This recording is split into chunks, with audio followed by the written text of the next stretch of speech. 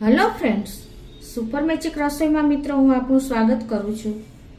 આજે હું પાલક બેસનની સબ્જી લઈને આવી છું મિત્રો। તો તમને ચોક્કસ આ વિડીયો ગમે તો લાઈક કરજો, શેર કરજો અને સબસ્ક્રાઇબ કરવાનું તો ભૂલતા જ નહીં। અને મિત્રો બાજુમાં રહેલું બેલ આઇકનને પણ પ્રેસ કરજો જેથી કરીને લેટેસ્ટ વિડીયોની માહિતી તમને મળતી રહે।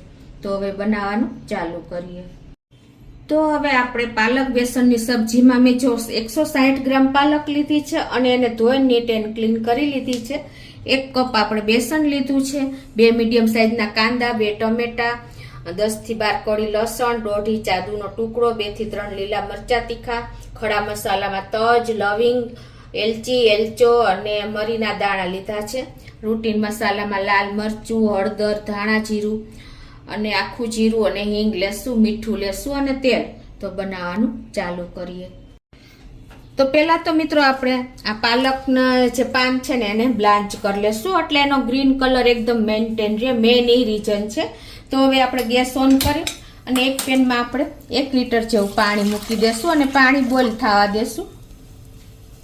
તો હવે આપણું પાણી ઉકળે ને ત્યાં આપણે એક પેસ્ટ બનાવી લઈએ જે આ મસાલા છે એની। તો આપણે 2 મીડિયમ સાઈઝના કાંદા લીધા છે ને એને પણ આપણે આમાં નાખી દેશું આ રીતે પીસ કરીને। અને હવે આપણે આ જે 2 થી 3 લીલા મરચા તીખા છે એને પણ આમાં જ નાખી દેશું। આપણે 2 ટમેટા મીડિયમ સાઈઝના લીધા છે એને પણ પીસ કરીને આમાં નાખી દેશું। 1 થી 1.5 ઇંચ આદુનો ટુકડો પણ નાખી દેશું પીસ કરીને। અને આપણે 10 થી 12 કળી લસણ આખું લીધું છે એને જ આમાં નાખી દેશું। અને આપણે ખડા મસાલામાં આપણે એક એલચો, એક એલચી, 9 થી 8 થી 9 દાણા મરીના, 1 ટુકડો તજનો અને આપણે 4 થી 5 લવિંગ લીધા છે। આપણે હવે આની એકદમ ફાઇન પેસ્ટ કરી લેશું। તો જો આપણે ફાઇન પેસ્ટ થઈ ગઈ છે અને આ બાજુ આપણું પાણી પણ બોઇલ થઈ ગયું છે। તો હવે આપણે આ જે પાલક લીધી છે ને એને આપણે ખાલી બ્લાન્ચ જ કરવાની છે, ઉકાળવાની નથી। 1 થી 2 મિનિટ આ રીતે તમારે પાણીમાં એને એકદમ સરસ થોડીક સોફ્ટ થાય ને એટલી જ 2 મિનિટ જ આપણે આને આ રીતે ઉલટ પુલટ કરીને અને લઈ લેશું એટલે એનો કલર એકદમ સરસ મેન્ટેન રહેશે।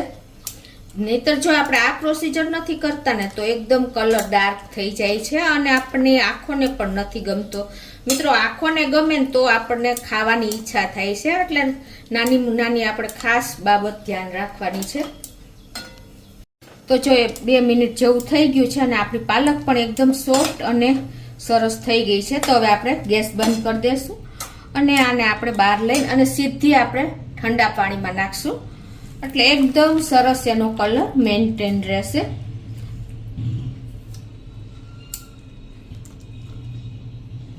તો હવે જો આપણે 1 થી 2 મિનિટ આ રીતે ઠંડા પાણીમાં રાખીને અને પછી આપણે હવે એની પ્યુરી કરી લેવાની છે। એકદમ પાણી આપણે નિતારી લેવાનું છે નહીતર આપણે એકદમ પતલી પ્યુરી થાય છે કેમ કે આપણે બહુ એકદમ થીક પ્યુરી કરવી છે।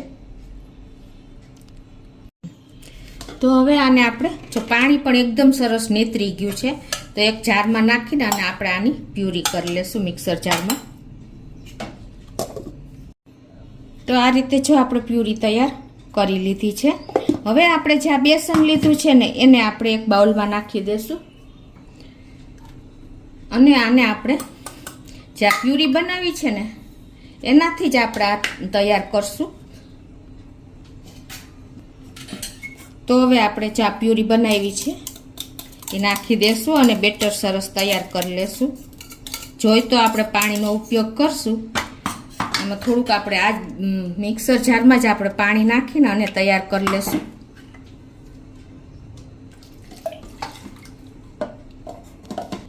તો આ રીતે જો આપણે બધી પ્યુરી નાખીને અને એનું સરસ આપણે બેટર ફ્લફી બેટર તૈયાર કરવાનું છે। તો આ રીતે આપણે એને ફેટી લેશું અને જરૂર પડે ને તો જ આપણે પાણીનો ઉપયોગ કરશું।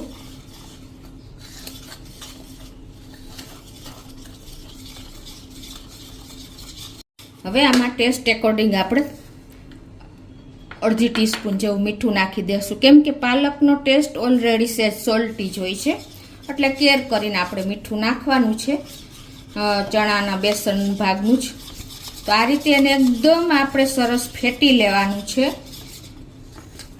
તમે જોઈ શકો છો જેટલું ફેટશો ને એટલું આપણું આ બેટર ફ્લફી થશે અને આપણે ફ્લફી જ કરવાનું છે. એનું રીઝન હું તમને આગળ બતાવીશ. એટલે આ રીતે કન્ટિન્યુ આપણે એક ડિરેક્શનમાં વિસ્કરથી ફેટી લેશું. તો આ રીતે જો આપણે એક ડિરેક્શનમાં ફેટીને એકદમ ફ્લફી આપણું બેટર તૈયાર થઈ ગયું છે. તો હવે બેટરને આપણે સાઈડ ઉપર રાખી દેશું અને આપણે આ બાજુ ગેસ ઓન કરીને અને એક ગ્રેવીની તૈયારી કરશું, વઘાર કરશું. તો એક પેનમાં આપણે 2 થી 3 ટેબલ સ્પૂન જેવું તેલ મૂકી દેશું અને આ તેલને આપણે ગરમ થવા દેશું. તો આપણું તેલ પણ ગરમ થઈ ગયું છે. તો એમાં આપણે 1 ટીસ્પૂન જેવું આખું જીરું નાખી દેશું અને 1/4 ટીસ્પૂન જેવી આપણે હિંગ નાખી દેશું અને અડધી ટીસ્પૂન જેવી આપણે હળદર નાખી દેશું. અને હવે આપણે જે આ ગ્રેવી પેસ્ટ કરી છે ને એ નાખી દેશું. કાંદા, ટમેટા અને આપણે ખડા મસાલા અને એને આપણે સરસ આ રીતે જો વઘાર થઈ ગયો છે એકદમ સરસ. કેમ કે આમાં આપણે બધા મસાલા આવી ગયા છે, ખડા મસાલા અને ટમેટા, કાંદા, લસણ, આદુ, મરચાં. અને આને આપણે હવે 1 થી 2 મિનિટ કૂક થવા દેશું એટલે એની કચાશ દૂર થઈ જાય. તો જો આપણી ગ્રેવી પણ સરસ કૂક થઈ ગઈ છે અને તેલ પણ છૂટું પડી ગયું છે. તો હવે આ સ્ટેજે આપણે મસાલા કરી લેશું, રૂટીન મસાલા. ગેસની ફ્લેમ અત્યારે સ્લો ટુ આપણે મીડિયમ રાખી છે. મિત્રો આપણે પનીર પાલકની સબ્જી તો બહુ ખાધી, પણ તમે એક વખત આ ગુજરાતી ગ્રેવી એટલે કે ગુજરાતી સ્ટાઇલથી તમે બેસન પાલકની સબ્જી કરશો ને તો આંગળા ચાટતા રહી જશો, એટલી ટેસ્ટી બને છે.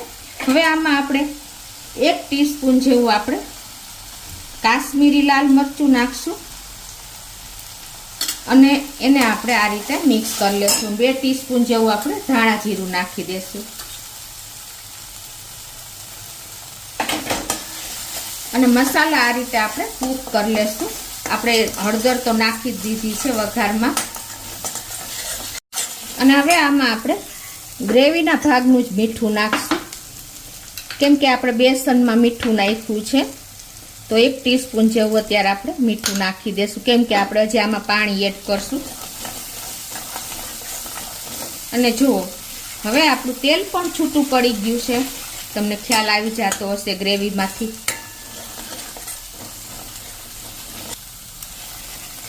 તો હવે આમાં આપણે 2 કપ જેવું પાણી નાખી દેશું અને ગેસની ફ્લેમ અત્યારે આપણે સ્લો ટુ મીડિયમ જ રાખી છે.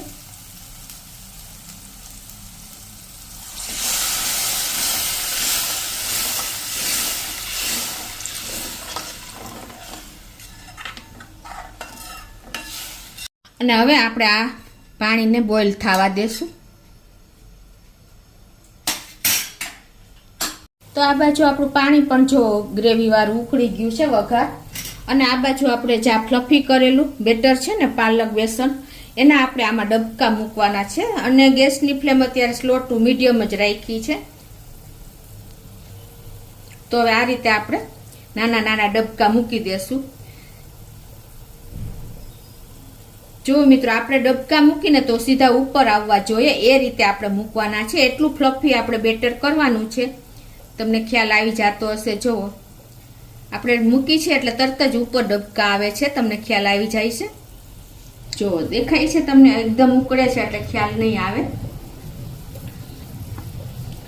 તો આ રીતે આપણે ઉપર ડબકા આવે ને એ રીતે જ આપણું બેટર એવું તૈયાર કરવાનું છે. તો આ રીતે જુઓ હું આ રીતે બધા ડબકા મૂકી દઉં છું પાલક બેસનના. આ રીતે જો આપણે ડબકા મૂકી દીધા છે અને હવે આને આપણે ઢાંકીને 5 થી 6 મિનિટ સુધી સ્લો ટુ મીડિયમ ફ્લેમ ઉપર કૂક થવા દેશું. તો 5 થી 6 મિનિટ થઈ ગઈ છે અને જો આપણા ગ્રેવી ને બધું સરસ ઉકળી ગયું છે. તો હવે આપણે ગેસ બંધ કરી દેશું અને એક વઘાર કરી લઈએ. તો હવે આપણે ગેસ ઓન કરીને એક પેનમાં તેલ મૂકશું. વઘારિયામાં આપણે 1 ટેબલ સ્પૂન જેવું તેલ મૂકી દેશું. તમે ઘીમાં પણ વઘાર કરી શકો છો, પણ તેલમાં એટલો જ સરસ લાગે છે. તો આપણું તેલ પણ ગરમ થઈ ગયું છે. એમાં આપણે 3 થી 4 કળી મેં લસણના પીસ કર્યા છે એ નાખી દેશું.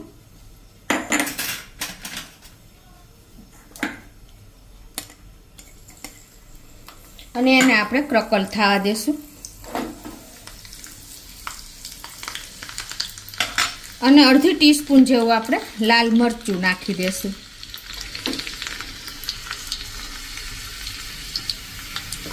અને હવે આપણે આને આજે આપણી શાક તૈયાર છે ને એમાં જ રેડી દેશું.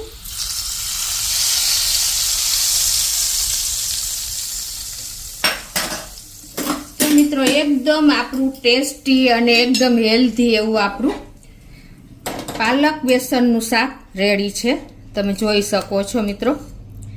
કેમ કે બેસનને હિસાબે આ શાક એટલું ટેસ્ટી લાગે છે ને કે આપણે પનીરનું શાક પણ ભૂલી જાશો એટલું સરસ થાય છે. હવે ઉપરથી આપણે થોડી એવી ધાણા ભાજી નાખી દેશું. અને થોડો એવો આપણે ગરમ મસાલો કિચન કિંગ નાખી દેશું. અને ઉપરથી આપણે થોડું એવું પનીર ક્રમ્બલ કરેલું પણ નાખી દેશું.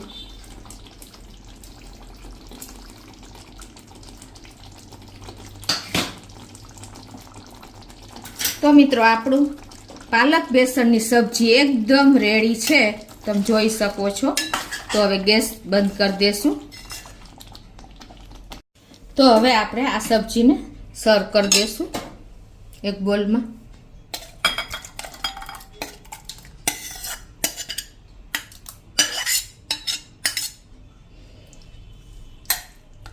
તો મિત્રો આપણે પાલક બેસનનું શાક એકદમ રેડી છે. પનીરના શાકને ટક્કર મારે ને એવું આપણું આ શાક એકદમ ડિલિશિયસ અને ટેસ્ટી એવું તૈયાર થયું છે. તો તમે ચોક્કસ એક વખત આ રીતે ટ્રાય કરજો. અને ઉપરથી આપણે થોડી એવી ધાણા ભાજી પણ સ્પ્રિંકલ કરી દેશું.